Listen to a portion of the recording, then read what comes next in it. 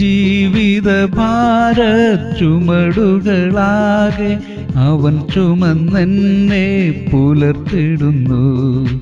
ആകയാലാകുലമിന്നെനിക്കില്ല, ആനന്ദമായൊരു ജീവിതമാ.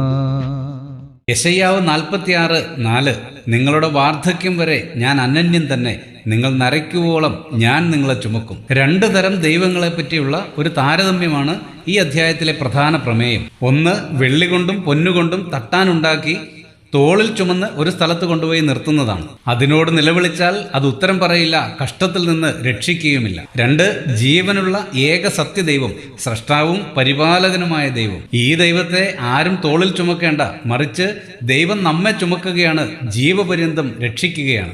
പ്രിയരെ, അന്ത്യത്തോളം നമ്മെ ചുമക്കുന്ന, രക്ഷിക്കുന്ന അനന്യനായ ഈ ദൈവത്തെ യഥാർത്ഥമായി നമുക്ക് അനുഗമിക്കാം. പ്രാർത്ഥിക്കാം. അനന്യനായ ഞങ്ങളുടെ പിതാവേ, പ്രയോജനരഹിതമായ കാര്യങ്ങളെ വിട്ടുമാറുവാൻ അടിയങ്ങളെ സഹായിക്കണമേ. രക്ഷിതാവായ ദൈവത്തെ ആത്മാർത്ഥമായി പിൻചെല്ലുവാൻ കൃപ നൽകണമേ. ക്രിസ്തുയേശുവിൻ്റെ ധന്യനാമത്തിൽ തന്നെ. ആമേൻ.